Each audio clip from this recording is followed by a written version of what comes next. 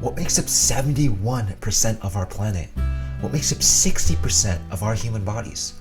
Hopefully you got it, it's in the title, water. With water being such a big part of our lives, you think we take proper care of it, right?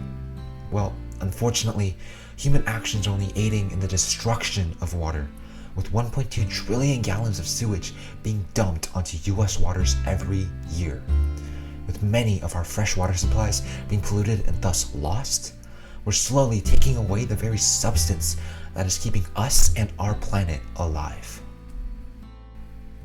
Now, thankfully, nature comes to the rescue. Mother Nature showers us with dozens of solutions to our modern day problems. We just have to open our eyes to them. This emulation is called biomimicry, where we mimic Mother Nature's designs into our own. For this particular problem, Mother Nature's provided us with a bug? That's right, the Namib desert beetle. This extraordinary creature lives in the Namib desert, a very dry region in Africa. To make up for the lack of water, there's an abundance of fog on the coastlines. And so, using this to its advantage, the beetle climbs up to nearby mountainous slopes, slants its body downward, and is able to drink. How, you may ask? It's completely impossible, right? Well, not so fast.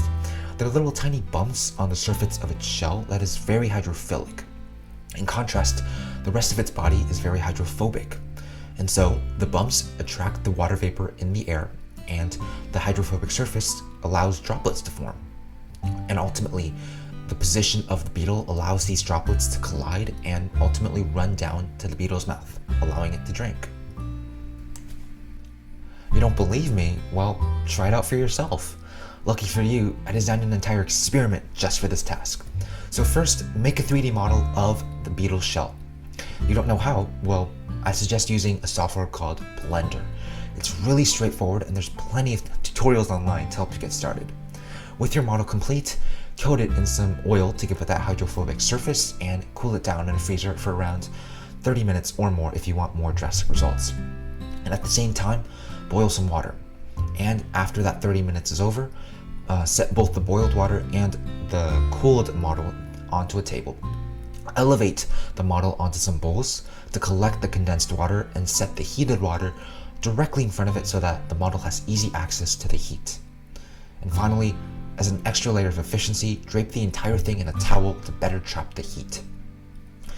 The contrasting temperature in the air versus the model should equal condensation. And the utilization of the Namib desert beetle's design on the surface to the right should equate more water extracted. Now, there's a lot of flaws to my experiment. The bumps on the surface to the right were too high and too sharp, meaning that water wasn't able to be extracted to the fullest potential. Secondly, I positioned the model incorrectly. Instead of being at 90 degrees, it should have been slanted at around 45 to allow the water to flow more effectively.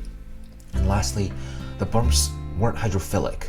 I couldn't find a suitable substance to coat it in, and so the water wasn't able to be extracted with peak efficiency.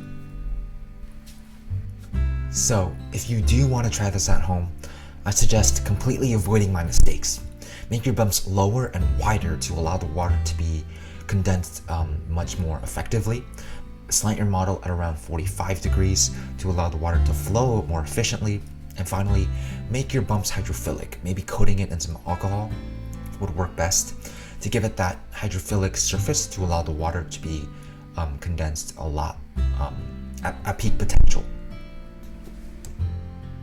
Now, although my experiment did have its flaws, I feel the overall experience was very beneficial because not only did I get the results I was looking for, the Namib desert beetle's design was far superior than the traditional flat surface in terms of water collection.